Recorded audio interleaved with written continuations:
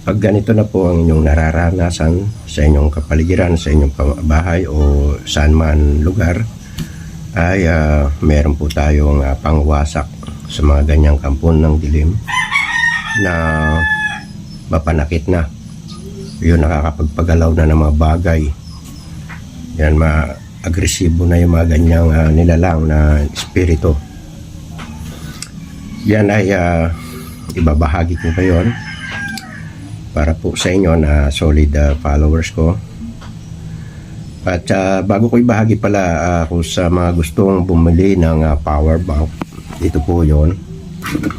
Yan, dalawa po yan na binili ko. Nandun po yung isa, ito. At pre-solar po yon. Kaya kapag gusto mong makatipid ng kuryente, yan, bagay po yan sa inyo. Ito po yung maabot pag ganito lang ang inyong gamit na small wattage, ay maabot po ng 7 hours. Pag ganyan lang po ang inyong gamit. Pero pag ganito po, 4 hours. Ganito. Kasi malakas kumain ng kuryente po yan. So, yan ay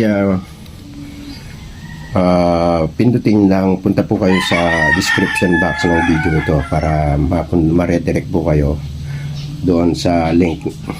Pindutin nyo po yun. Tapos para makatipid po kayo ng kuryente.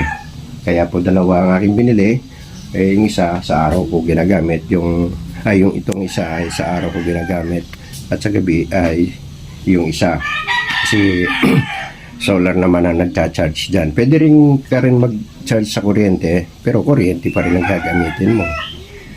Yung solar niyan nandun na sa taas. So, yun, tina-charge ko yung yun. Kasi doon, ayun yung wire niya. So, yun.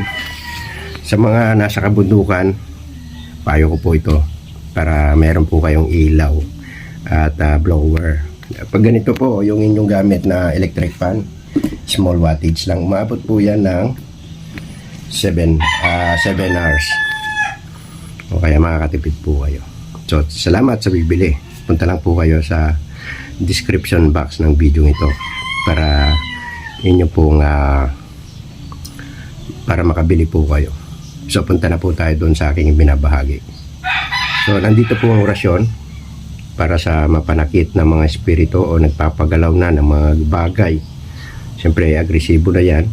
Banggitin lang ng 3 beses at ihipo sa inyo pong kapaligiran. Naway makatulong po ang aking video ito at thank you for watching. God bless.